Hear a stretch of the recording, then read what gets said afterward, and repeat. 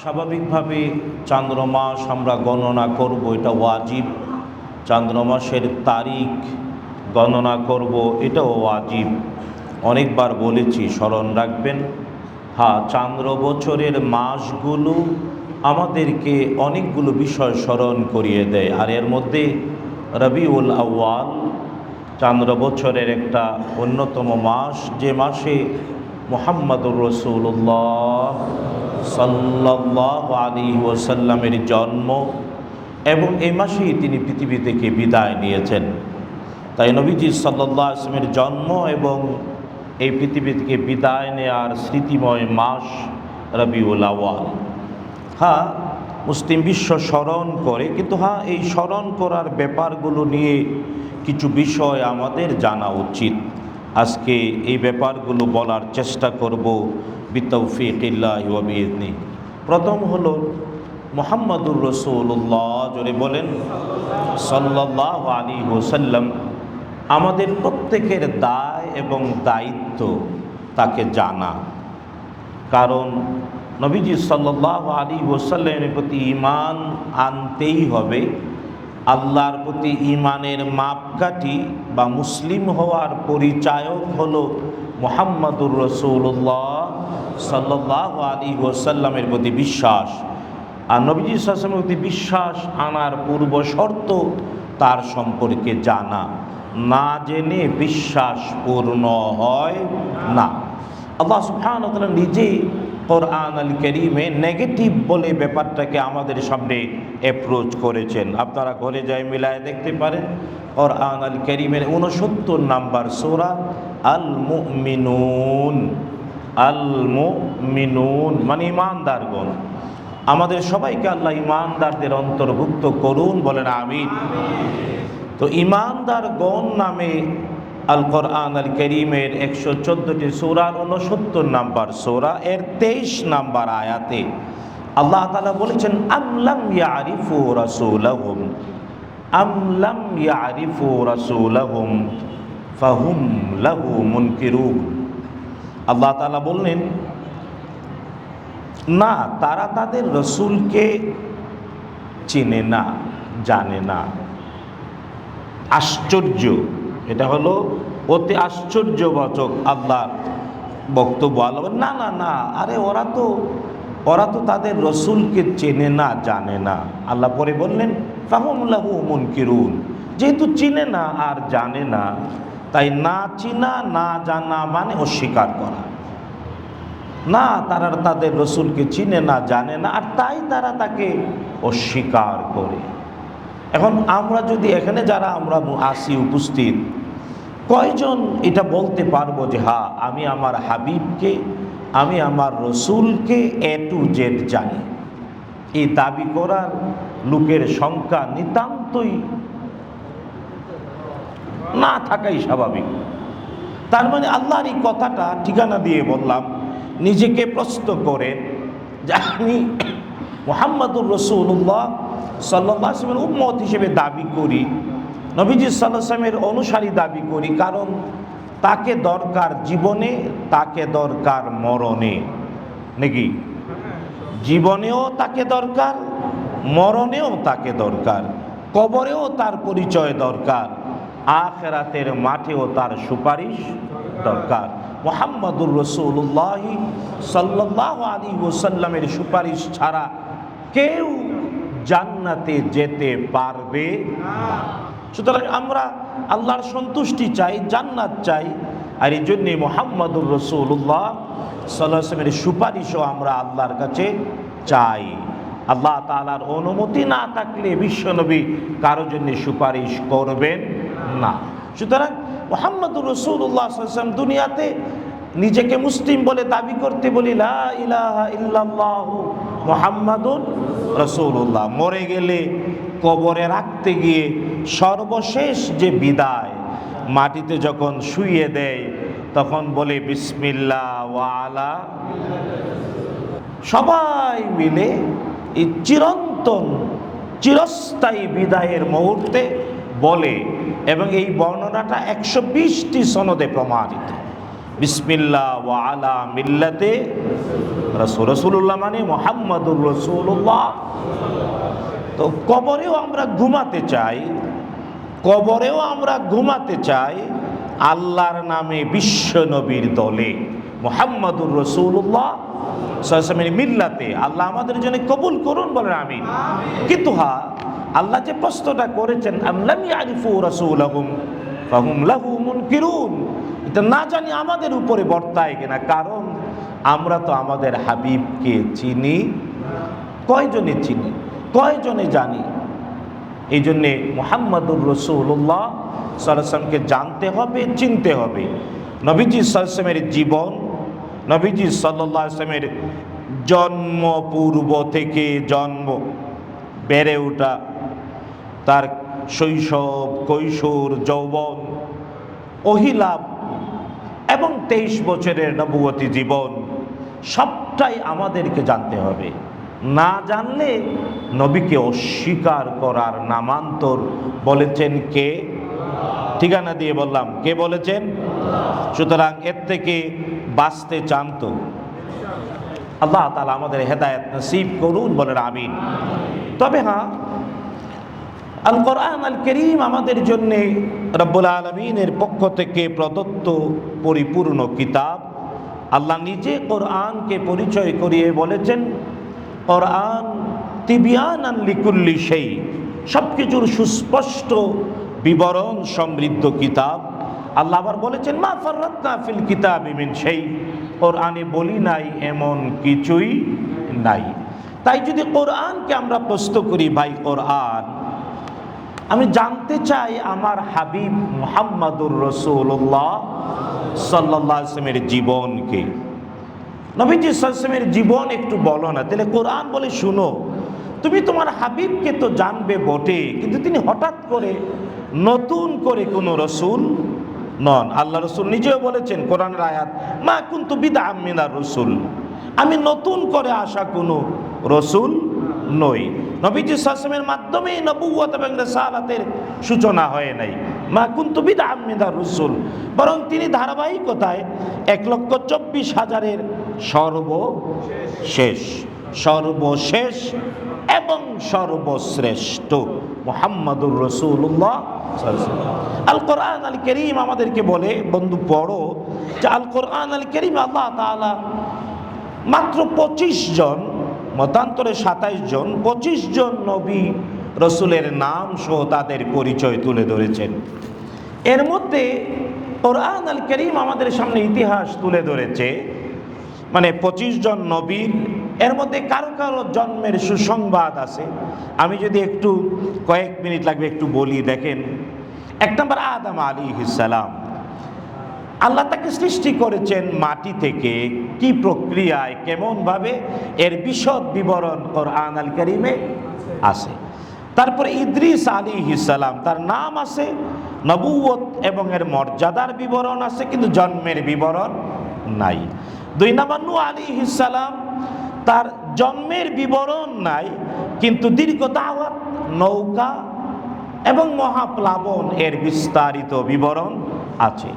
দেখুন 4 নম্বর হুদ আলাইহিস সালাম, তার জন্মের বিবরণ নাই, কিন্তু তার জাতির নাম ছিল আদ জাতি, তাদের কাছে তিনি যে দাওয়াত দিয়েছেন এর বিবরণ আছে। তারপরে সালেহ আলাইহিস সালাম 5 নাম্বার, তার জাতির নাম সামুদ, আর সামুদ জাতির সাথে একটা উষ্টি, তাদের দাবি হিসেবে কঠিন পাথরের পাহাড়ের ভিতর থেকে মুজেজা হিসেবে একেবারে আসন্ন প্রসবা উটনি বেরিয়ে এলো, এর বিবরণ আছে আল কোরআন আল কারীমে। 6 নাম্বার ইব্রাহিম, মুসলিম মিল্লাতের পিতা ইব্রাহিম আলাইহিস সালাম, তার কৈশোরের গুরুত্বপূর্ণ ঘটনা, কৈশোরের ঘটনা, যৌবনের ঘটনা, জীবনের ঘটনা কোরআন আল কারীমে অনেক জায়গায় আল্লাহ বিস্তারিত বলেছেন। তবে হ্যাঁ, এটাও প্রাসঙ্গিক জানা উচিত, বলি, এই পৃথিবীতে 3 জন নবী জন্ম পূর্ব নিষেধাজ্ঞায় পড়েছিলেন। এটা পরে বলতেছি। কয়জন নবী? 3 জন। জন্মের আগেই তাদের জন্মে বাধা, জন্মগ্রহণ করতে পারবে না, এই নিষেধাজ্ঞায় পড়েছিলেন। এর একজন ইব্রাহিম। আচ্ছা, তারপরে 7 নম্বর লূত আলাইহিস সালাম, তার জন্মের বিবরণ নাই, কিন্তু তার জাতির পাপ আর শাস্তির বিবরণ রয়েছে। লূত আলাইহিস সমকামিতা। যদি কেউ এখনো পৃথিবীতে কিছু কুলাঙ্গার, এর চেয়ে ভালো শব্দ আমার কাছে নাই, যারা সমকামিতার পক্ষে বলে, ওরা অমানুষ, ওরা কুকুর বিড়ালের চেয়ে নিকৃষ্ট কুলাঙ্গার, এরা দেখে আসুক পম্পেই নগরী। কি আমি ভুল বলছি? পয়সা না থাকলে ইউটিউবে দেখুক পম্পেই, লূত আলাইহিস সালামের সম্প্রদায় কিভাবে ধ্বংস হয়েছিল। তারপরে 8 নম্বর ইসমাঈল আলাইহিস সালাম, তার জন্মের সুসংবাদ আছে, তার কুরবানির ঘটনার কথা রয়েছে, কাবার পুনর্নির্মাণের ঘটনা, কিন্তু একেবারে জন্মের বিষয় A to Z বর্ণনা নাই। 9 নম্বর ইসহাক আলাইহিস সালাম, তার জন্মের সুসংবাদ রয়েছে। শুধু তাই না, ইয়াকুব, ইসহাক এবং ইয়াকুব, তাদের জন্মের সুসংবাদে তাদের বৃদ্ধা মা, বয়স্কা বৃদ্ধা মা নিজেই নিজের গালে চপেটাঘাত করে বলেছিলেন, আফসোস, আমি সন্তান জন্ম দেব, আমার স্বামী তো বৃদ্ধ। কিন্তু সত্যি জন্মগ্রহণ করেছিলেন ইব্রাহিম আলাইহিস সালামের পুত্র ইসহাক এবং ইয়াকুব। সুসংবাদ আছে। তারপরে ইউসুফ আলাইহিস সালাম, তার নামে একটা সূরা আছে, 12 নম্বর সূরা। তার শৈশবের ঘটনা আছে, জীবনের ঘটনা আছে, নবুয়ত এবং কি রাষ্ট্র পরিচালনার সবার ঘটনা। তারপরে 12 নম্বর শুআইব আলাইহিস সালাম, মাদিয়ানে তিনি ছিলেন, তিনি মূসা আলাইহিস সালামের শ্বশুর, মূসা আলাইহিস সালামের শ্বশুর, তার বিবরণ আছে ওই জায়গা মাদিয়ানের। তারপরে আইয়ুব আলাইহিস সালাম, তার জন্মের বিবরণ নেই কোরআনে, তবে তার ধৈর্যের পরীক্ষা এবং উত্তীর্ণ হওয়ার সুসংবাদ, এবং আল্লাহ তাকে অসুস্থ হওয়ার আগে যে সম্পদ, স্বাস্থ্য, সৌন্দর্য এবং পরিবার ছিল, সুস্থ হওয়ার পরে সৌন্দর্য ডবল করে দিলেন, সম্পদ ডবল করে দিলেন, স্বাস্থ্য ডবল করে দিলেন, রাজত্ব আল্লাহ আতাইনাহু আহলাহু ওয়া মিসলাহু মাআহু রাহমাতাম মির রাbb। আচ্ছা, তারপরে জুলকিফ, 14 নম্বর জুলকিফ আলাইহিস সালাম, তার ধৈর্যশীলতার সুস্পষ্ট বিবরণ রয়েছে, কিন্তু জন্মের বিবরণ নাই। 15 নম্বর মূসা আলাইহিস সালাম, তার জন্ম থেকে নিয়ে প্রায় সারা জীবনের ঘটনা কোরআন আল কারীমে 103 বার আল্লাহ মূসা নামটা বলেছেন। 100 মূসা, তার জন্ম থেকে সব কিছু আছে। তারপরে 16 নম্বর হারুন আলাইহিস সালাম, তার জন্মের বিবরণ নাই, কিন্তু তার সহযোগী, তিনি ছিলেন মূসা আলাইহিস সালামের সহযোগী হারুন আলাইহিস সালাম। হ্যাঁ, তার জন্মে নিষেধাজ্ঞা ছিল না, কারণ মূসার জন্ম আটকানোর জন্যে এই পৃথিবীতে জন্ম পূর্ব নিষেধাজ্ঞায় কয়জন বলছিলাম? 3 জন। এর মধ্যে তিনিও একজন, হারুন, একজন ইব্রাহিম, একজন মূসা আর একজন হারুন। একজন ইব্রাহিম, তার জন্মের আগে নমরুদ ঘোষণা করেছিল পুত্র সন্তান জবাই করে দেওয়া, পুত্র জন্মাতে পারবে না, জন্মপূর্ব নিষেধাজ্ঞা। 2 নাম্বার, জন্মপূর্ব নিষেধাজ্ঞায় পড়েছিলেন মূসা আলাইহিস, তার ভাই হারুনও নিষেধাজ্ঞায় ছিলেন, কিন্তু বাস্তবতা এমন ছিল যে ফেরাউন বলছিল 1 বছর পুত্র থাকুক আর 1 বছর জবাই করবো। এটা আবার অন এডিশন গণনা করে কইছিল তার জ্যোতিষীরা।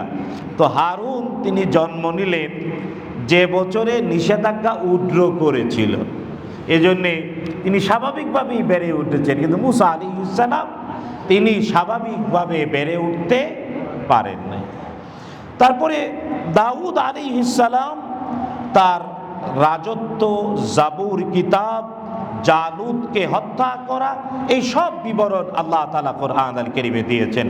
তারপরে সুলাইমান আলাইহিস সালাম, তিনি সারাটা পৃথিবী রাজত্ব করেছেন, সবার ভাষা বুঝতেন, আমরা বিমান চালায়া, রকেট চালায়া কত গর্ব দেখাই, কিন্তু সুলাইমান আলাইহিস সালাম তিনি আমাদের মতো অবকাঠামোগত বিমান আর রকেট না বানায়া ডাইরেক্ট তার অফিস শুদ্ধ উড়ে চলে যেতেন।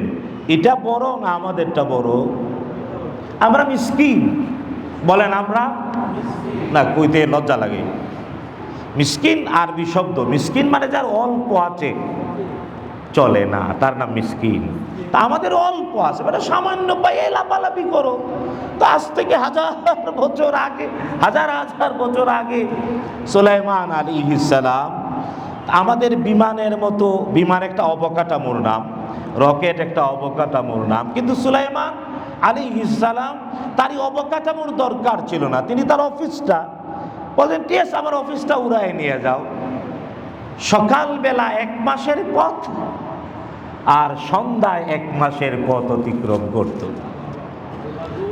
আল্লাহ কুরআনে কারীমে বলে দিয়েছেন সুলাইমান আলাইহিস সালাম।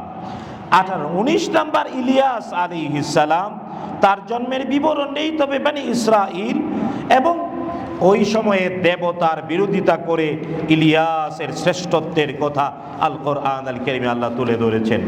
তারপরে 20 নাম্বার আলিয়াসা, রসুল আল্লাহ তাআলা নেককারদের অন্যতম শ্রেষ্ঠ নেতা একজন নবী ইয়াসা, তার বিবরণ দিয়েছেন, কিন্তু তার জন্ম বেড়ে ওঠার বিস্তারিত নাই। 21 ইউনুস আলাইহিস সালাম, তার বিখ্যাত ঘটনা, নৌকা থেকে ঝাঁপিয়ে পড়লেন সমুদ্রে, বিশাল মাছ তাকে গিলে ফেলল, কিন্তু খাইতে পারল না, উগলে ফেলে দিল। আল্লাহ তাআলা ইউনুস আলাইহিস সালাম একবার দোয়া করলেন, লা ইলাহা ইল্লা আনতা সুবহানাকা ইন্নী কুনতু মিনাজ জালিমিন। বলেন, লা, আঙ্গুল দিয়ে দেখায় কইবেন, লা ইলাহা ইল্লা আনতা সুবহানাক ইন্নী কুনতু মিনাজ জালিমিন। ইউনুস একবার দোয়া করলেন। আমাদের হুজুররা কইছে তেঁতুল বীজ লাগাইয়া 1 লক্ষ বার পড়ো, কারণ ওরা জানে ঘুষ আর সুদের দাওয়াত খায়, কাম হইব না, জন্য 1 লক্ষ বার পড়ে। খতমের নাম দিছে দোয়া ইউনুস খতম।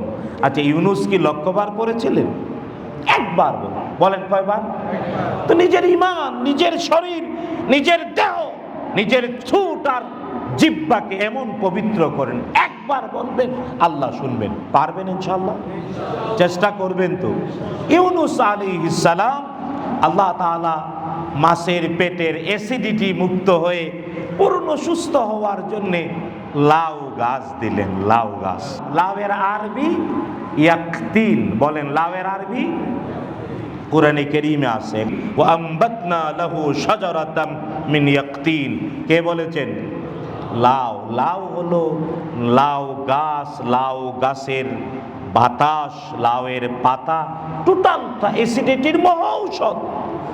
ইউনুস আলাইহিস সালাম মাছ গিলে ফেললো, সমস্তটা শরীর অ্যাসিডে ঝলসে গেল, উগলে ফেলে দিল সমুদ্রের তীরে। আল্লাহ লাউ গাছ দিলেন, তিনি লাউ খাইলেন। ডুগডুগি বানানোর মতো বানরামি নবীরা করেন, আমরাও করব। যারা বানায় ওরা বান্দর, ওরা ওরা আমাদের মতো মানুষ হওয়ার দাবি করে, কিন্তু আফসোস না। আল্লাহ হেদায়েত নসিব করুন, বলেন আমিন। তো ইউনুস, তারপরে জাকারিয়া আলাইহিস সালাম। জাকারিয়া, আল্লাহ তাআলা তাকে ঈসা ইবনু মারইয়াম, অর্থাৎ ঈসার মা মারইয়াম আলাইহিস সালামকে লালন পালনের দায়িত্ব পেয়েছিলেন। নাম কি? জাকারিয়া। জাকারিয়া আলাইহিস সালাম। আরেকটা জিনিস আপনাদেরকে বলি, আমাদের শিক্ষা ব্যবস্থায় পরিকল্পিত ইসলামী আদর্শের শত্রুতা আছে। জাকারিয়া আলাইহিস সালাম তিনি কেমন করে মারিয়াম আলাইহিস সালামের লালন পালনের দায়িত্ব পেয়েছিলেন? কোরআনে আল্লাহ বলেছেন, আল্লাহ বললেন ওই শ্রুতবাহী নদীতে কলম নিক্ষেপ করো। কলম কি? কলম। যার কলম স্রোতের মধ্যে দাঁড়িয়ে থাকবে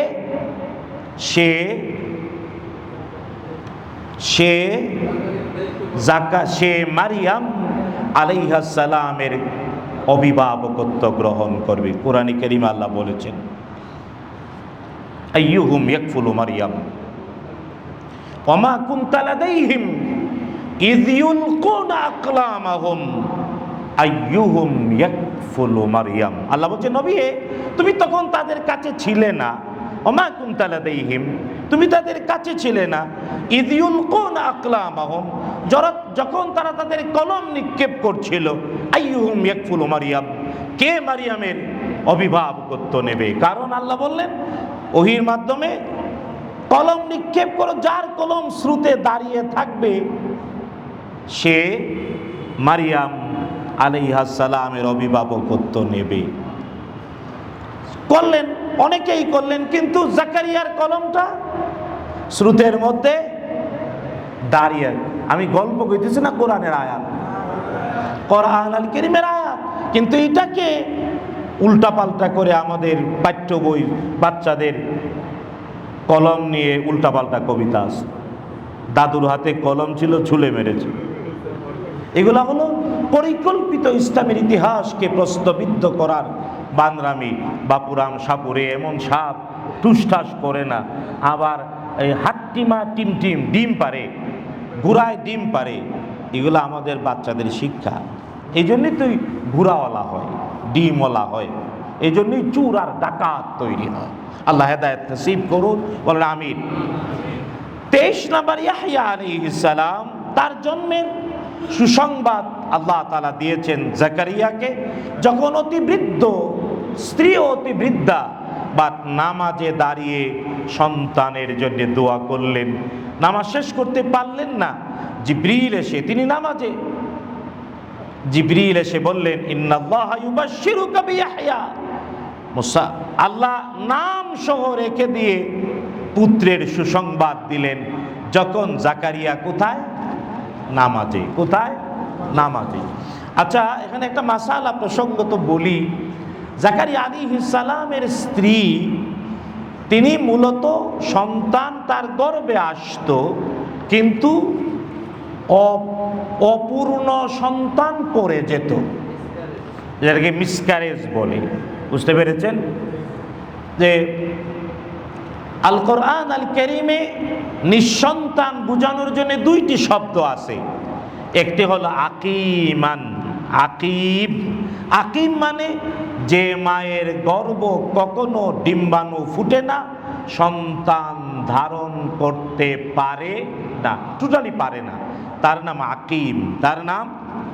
কিন্তু যাদের ডিম্বাণু ফুটে, শুক্রাণু ডিম্বাণু নিষিক্ত হয়ে বাচ্চা হয় কিন্তু মিসক্যারেজ হয়ে যায়, তাকে বলে আকির, তাকে বলে আকির। তো জাকারিয়া আলাইহিস সালাম, তার স্ত্রী ছিলেন আকির, সন্তান আসতো কিন্তু অপূর্ণ, মিসক্যারেজ হয়ে যেত। এটা পৃথিবীর সব উলামারা একমত। যদি কারো পরিবারে এমন থাকে যে বাচ্চা পেটে আসে কিন্তু অপূর্ণ পড়ে যায়, তাইলে যে কোনো একজন নবীর নামে নাম রাখবেন, তাইলে আর মিসক্যারেজ হবে না। বিশ্বাস সহ আর কি, ঈমান সহ একজন নবীর নামে নাম রেখে দেবেন, তাইলে আর ইনশাআল্লাহ পূর্ণ বাচ্চা হবে। তো ইয়াহইয়া, তার নাম শুদ্ধ অগ্রিম রেখে দিলেন আল্লাহ। জিবরিল এসে জাকারিয়া নামাজ শেষ করার আগে বলে দিলেন। তিনি হলেন 23 নাম্বার। আর 24 ঈসা ইবনু মারিয়াম আলাইহিস সালাম, তার জন্মের মুহূর্ত, জন্মের স্থান, জন্মের পরের টোটাল ঘটনা কোথায় আছে? আল কোরআন আল কারীমে আল্লাহ বলেছেন। তিনি আল কোরআনে বর্ণিত 25 জন নবী এবং রসুলের 24 নাম্বার। 1,24,000-এর মধ্যে তিনি ধারাবাহিকতায় 1,23,999, কারণ ঈসা ইবনু মারিয়াম আলাইহিসসালাম এই পৃথিবীতে জন্মের পরে তিনি জন্ম নিলেন, তারপরে মুহাম্মাদুর রাসূলুল্লাহ সাল্লাল্লাহু আলাইহি ওয়াসাল্লাম জন্মের মাঝখানে 570 বছরে পৃথিবীতে আর কোনো নবী আর কোনো রসুল জন্মগ্রহণ করেন নাই। স্মরণ থাকবে, তার মানে মুহাম্মাদুর রাসূলুল্লাহ সাল্লাল্লাহু আলাইহি ওয়াসাল্লাম 571 খ্রিস্টাব্দে জন্ম নিয়েছেন, আর ঈসা আলাইহিস সালাম এবং মুহাম্মদ সাল্লাল্লাহু আলাইহি ওয়াসাল্লামের মাঝখানে 570 বছর, এর মধ্যে আর কোনো নবী জন্ম গ্রহণ করেন নাই, রসুলও জন্মগ্রহণ করেন নাই। ঈসা ইবনে মারইয়াম আলাইহিস সালামের পরেই মুহাম্মাদুর রাসূলুল্লাহ সাল্লাল্লাহু আলাইহি ওয়াসাল্লাম। তো এই যে এই 25 জন নবীর বিবরণ বললাম, এর মধ্যে জন্মের আগেই জন্ম পূর্ব নিষেধাজ্ঞা, তার মানে যাতে জন্ম নিতে না পারে, এই জন্যে 1 নাম্বার ইব্রাহিম, 1 নাম্বার। কিন্তু তার ঘটনা ডাইরেক্ট কোরআনে বিস্তারিত আসে নাই, বিশুদ্ধ হাদিসে মুহাম্মাদুর রাসূলুল্লাহ সাল্লাল্লাহু আলাইহি ওয়াসাল্লাম বলেছেন যে ইব্রাহিম আলাইহিস সালাম জন্মের আগে নমরুদ স্বপ্নে দেখলো তার রাজত্ব শেষ, জ্যোতিষীদেরকে বলল, এরা বলল এমন সন্তান জন্ম নেবে যার কারণে তোমার সব জ্বলে পুড়ে ছারখার। সুতরাং ক্ষমতা ছিল হাতে, দিয়ে দিল রেড অ্যালার্ট, কোনো পুত্র জন্মাতে। ইব্রাহিম আলাইহিস সালাম, তার মা তাকে পেটে ধারণ করলেন, স্বাভাবিকভাবে যেভাবে পরিবর্তন হয় গর্ভবতী মায়েদের, তা হলো না। ইব্রাহিম আলাইহিস সালাম তার জন্মের স্থানটা আজও পৃথিবীতে চিহ্নিত আছে।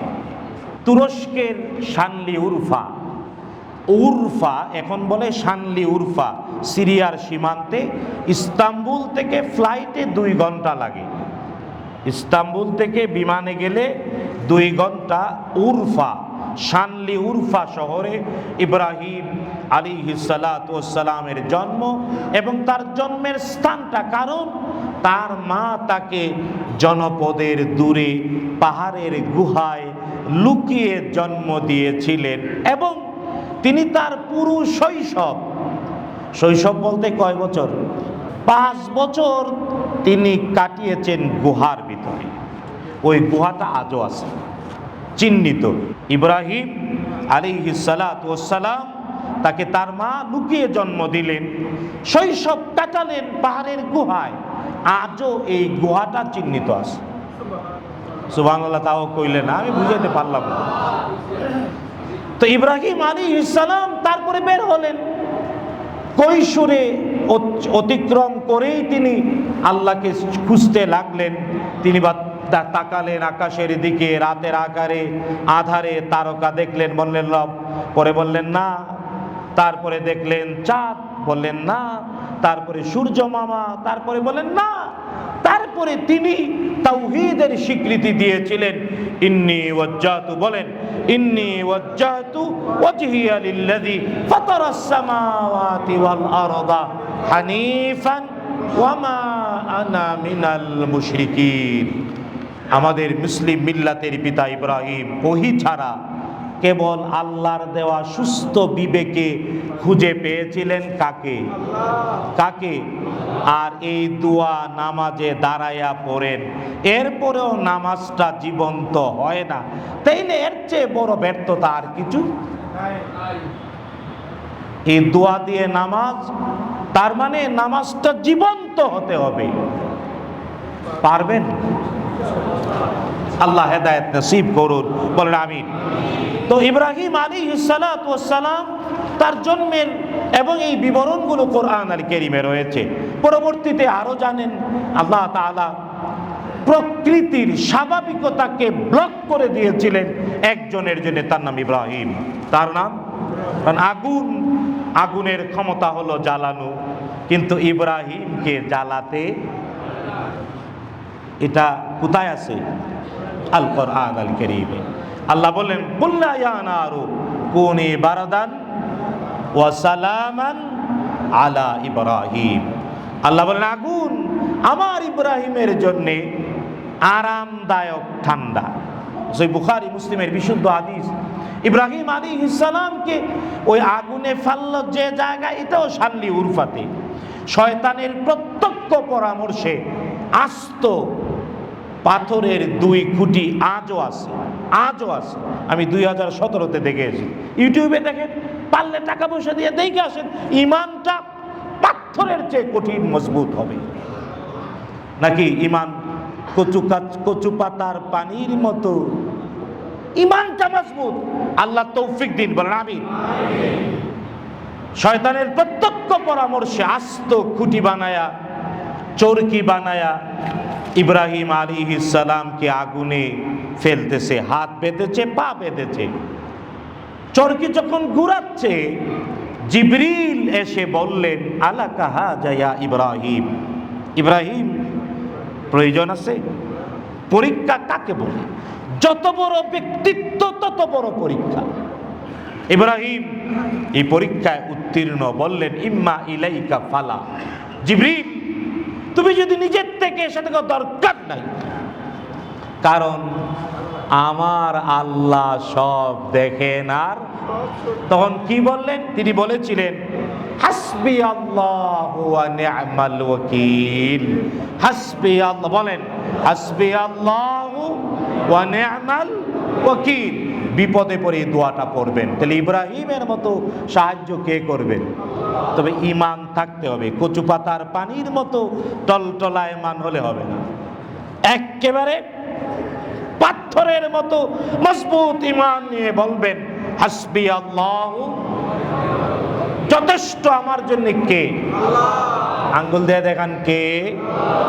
আল্লাহ যথেষ্ট, আর কেউ লাগে?